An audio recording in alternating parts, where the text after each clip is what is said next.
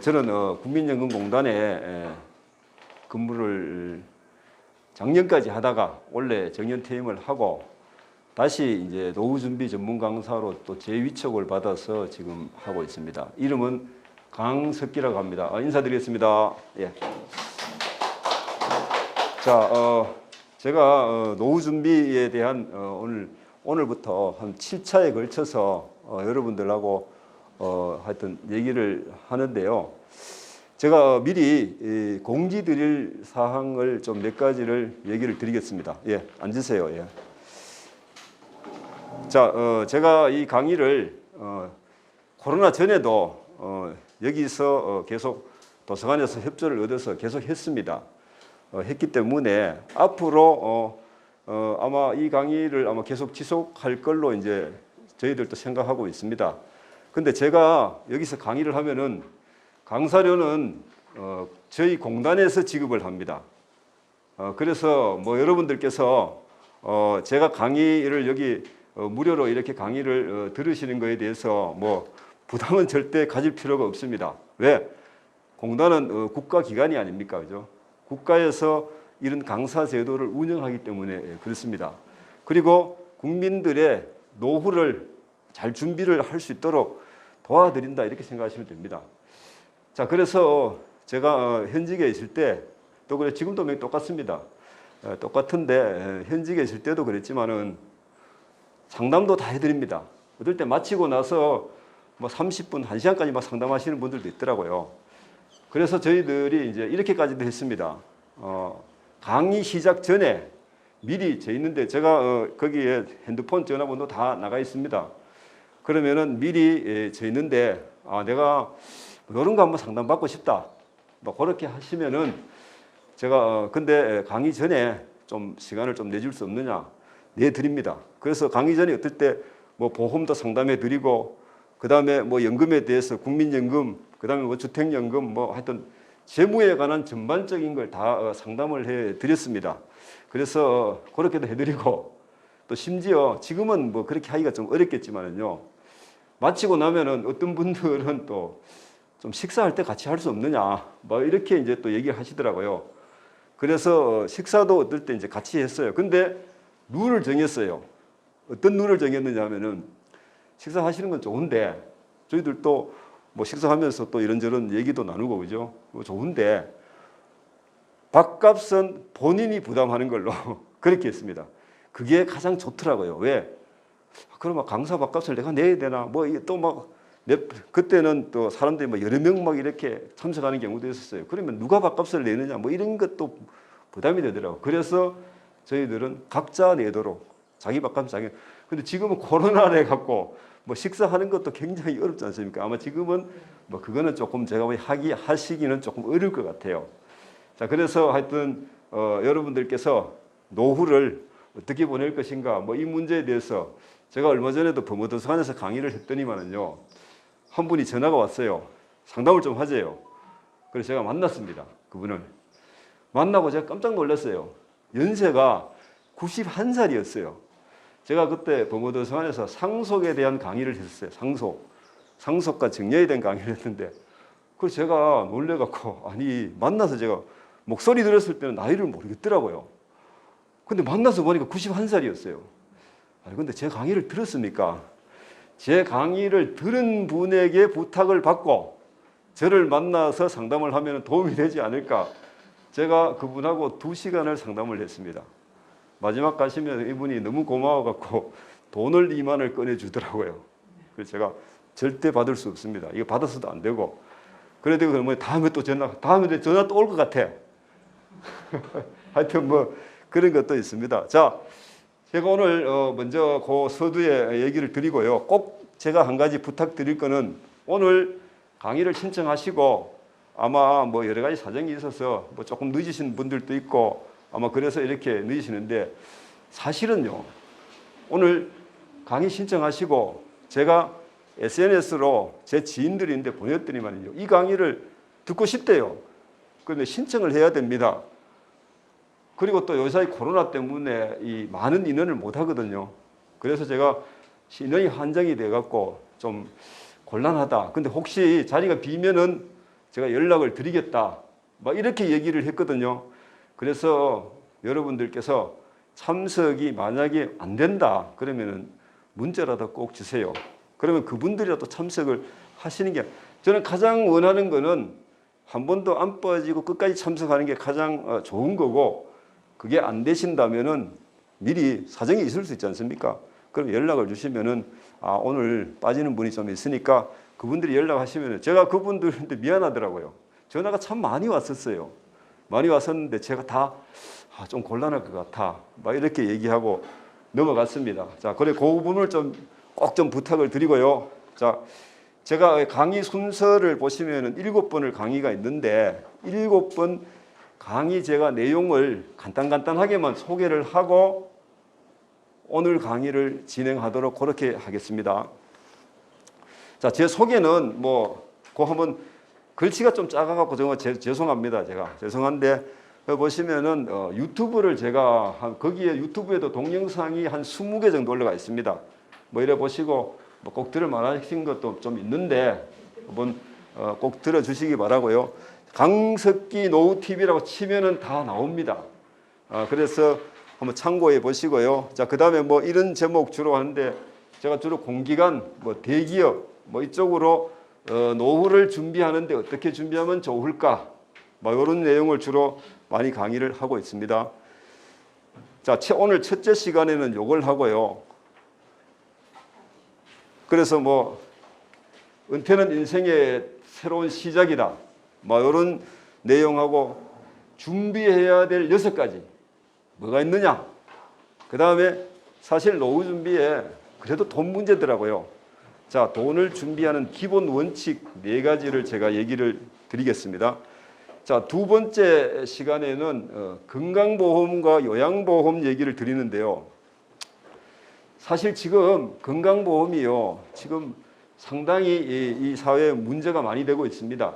그 다음에 은퇴를 하시면은 일단은 보험료가 굉장히 문제가 됩니다. 보험료.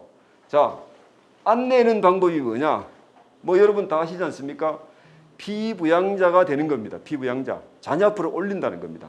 근데 이게 내년 7월이 되면요, 거의 안 되시는 분들이 굉장히 많아요. 피부양자. 자, 그래서 이 한계가 어떻게 되는지 요거를 좀 명확히 알고 계시면 좋겠죠. 그죠? 자, 그 다음에 나는 하여튼 피부양자 못해. 줄이는 방법이 뭐냐? 제가 그걸 구체적으로 어떻게 할 건가? 이게요, 쉽게 조회할 수 있는 방법이 다 있더라고요. 보니까 제가 그걸 중점적으로 얘기를 드리도록 하고요. 자, 그 다음에 요양보험입니다. 자, 은퇴하시고도요, 부모님들, 장인, 장모, 그 다음에 여성분들 쪽에서는 시부모, 친부모, 친정부모님들 다 돌아가신 분이 잘 없어요. 자, 이 요양보험을 어떻게 잘 활용할 것인가? 요 문제입니다. 요거를 활용하는 방법에 대한 얘기를 드려요. 그래서 건강보험은요, 이거 말고도 제가 건강보험에 한 7년을 근무를 했었습니다. 할 얘기가 정말 너무 많아요. 많은데 꼭 은퇴에 꼭 필요한 얘기. 자, 요 얘기를 제가 중점적으로 얘기를 드리려고 하고 있고요. 자, 그 다음에 국민연금 얘기입니다. 요런 건강보험에 대한 얘기를 드리고요. 저는 국민연금을 하여튼 많이 만드세요. 많이. 지금 우리나라 사람들의 노후의 가장 문제가 뭐냐? 연금이 너무 적어요. 저는 어디 가서 꼭 얘기를 하면, 제가 국민연금에 근무를 했지만은 국민연금만 갖고 노후가 절대로 준비 안 됩니다. 이 얘기를 제일 많이 합니다. 왜? 지금 가장 많이 받으시는 분, 직장에 대기업을 나와도요, 저도 지금 아직까지 제가 신청은 안 했는데 한 160에서 70 정도 나옵니다. 예, 여러분, 지금은 사실 공무원연금은 얼마 나옵니까? 지금 300 정도 나오잖아요. 자, 그래서 거기에 비하면은 아직 많이 부족해요. 그래서 부부 같이 가입하십시오. 자녀분들도 미리 좀 일찍 가입하세요. 그 다음에 여러 가지 국민연금을 많이 높일 수 있는 방법에 대한 얘기를 제가 중점적으로 얘기를 드리고자 합니다. 제도 부분은 여러분들이 꼭 알아야 될 부분, 이 부분만 제가 얘기를 드리고, 부부가 가입했을 때 어떤 장점이 있고 단점이 있는가. 그 다음에 연금을 일찍 받는 거하고 나중에 받는 거. 그 다음에 뭐 소득이 있으면 연금이 어떻게 되는가. 뭐 이런 문제. 그 다음에 연금의 파이, 규모를 좀 크게 만들기 위해서는 어떻게 해야 되는가. 근데 사실은 뭐 연세가 드셔버리면은 지금 연금 탈 때 다 돼가면은 뭐 방법은 사실 없습니다. 근데 없는데 자녀분들이라도 저는 집에 애들 있는데 철저하게 교육을 시킵니다. 물론 부부 결혼하면은 며느리도 니도 가입을 해라. 가정주부로 있더라도. 자, 기금 관리가 어떻게 되느냐. 여러분 기금이 고갈이 되어서 연금을 못 받는다. 이게 소문이 참 많이 나갔어요. 자, 이게 어떻게 되는가. 명쾌하게 간략하게 설명드리는 시간입니다. 자, 그 다음에 재무준비의 핵심 전략에 대한 얘기를 드리고자 하는데 사실 이 부분이 내용이 굉장히 방대합니다. 너무 많아요. 제가 그래서 이걸 다 얘기 드릴 수가 없습니다. 자, 그래서 은퇴하시는 분들이 가장 필요한 필요한 부분만 제가 얘기를 드리는데 어떤 얘기를 드리냐면 연금자산. 연금은 제가 국민연금을 얘기 드렸기 때문에 공무원연금까지 다 얘기를 드릴 수가 없습니다. 공무원연금은 일단은 제가 질문을 하시면 제가 답변을 드리겠습니다. 제가 공무원연금 공무원연수원에 가서도 제가 공무원연금에 대해서도 강의를 해드렸는데 질문을 하면 내가 대답을 해드리고요. 주택연금에 대해서 제가 조금 깊이 있게 얘기를 드리고요. 가계 지출은 지출 관리가 돈을 하여튼 이제는 줄여야 되잖아요. 그죠? 줄이는 방법 뭐 이런 부분에 대해서 그래서 여기에 가장 핵심적인 거는 뭐냐 하면요. 보험입니다. 보험을 어떻게 하면은 줄일 것인가. 보험 리모델링 뭐 이런 부분에 대해서 얘기를 드리고 상담도 해드리겠습니다. 그리고 현명한 자산 이전 관리는 이거는 무슨 얘기냐면요. 여러분 노후 준비가 먼저입니까? 자녀인데 재산을 이전하는 게 먼저입니까? 아마 은퇴하시는 분들은요 다 그렇게 얘기합니다. 노후 준비가 먼저지. 그런데 실제로는 안 그렇습니다. 어떻게 하든 자식인데 뭐 하나를 더 주려고 하는 게 부모의 마음이지 않습니까? 자, 이 부분 자산 이전 이걸 어떻게 하는 게 가장 현명할까? 그 다음에 안전한 투자 전략은 여러분 노후에는 수성입니다. 자산을 지키는 게 더 중요해요. 내가 많이 불리려고 안간힘을 쓰고 투자를 해갖고 내가 한 푼이라도 더 벌려고 그렇게 하는 게 문제가 있다는 겁니다. 자, 그 부분에 대해서 이 투자를 어떻게 할 것인가, 어떤 식으로 투자를 하는 게 가장 노후에 바람직한 투자냐. 제가 여기서 노후의 투자 전략에서 지금 주가가 가장 오를 걸 찍어주고 이런 거 절대 아닙니다. 그걸 제가 할 능력도 안 되고 그렇게 할 수도 없습니다. 자, 그 다음에 지금 우리나라의 나라가 휘청휘청하고 있는 가장 근본적인 부동산입니다. 부동산 중에서도 양도소득세 문제입니다. 제가 이 강의를 전에도 좀 했습니다만 새로 준비하면서 심각한 문제구나. 이게 그걸 제가 여기서 느끼게 됐어요. 제가 그래서 부동산 양도소득세, 종부세, 취득세 이게 옛날에 전에 우리가 갖고 있던 생각과 관념하고 지금 많이 바뀌어졌더라고요. 이 부분에 제가 좀 명쾌하게 좀 정리를 해 드리고자 합니다. 서울에 세무사 한 분이요. 이런 얘기를 하시더라고요.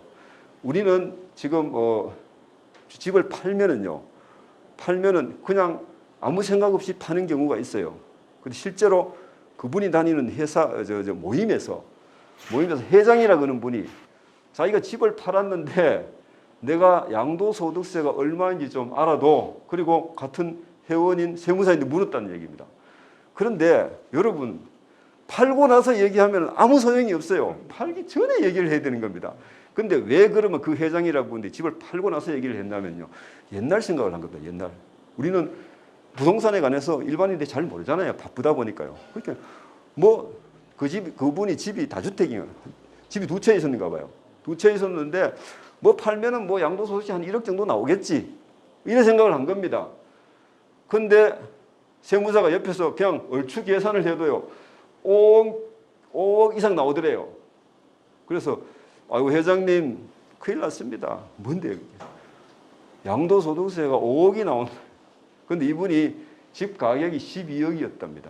12억인데 팔고 나니까 양도소득세가 5억이 나왔다 하니까 그날 완전 초상집이 됐답니다. 그 모임 자체가.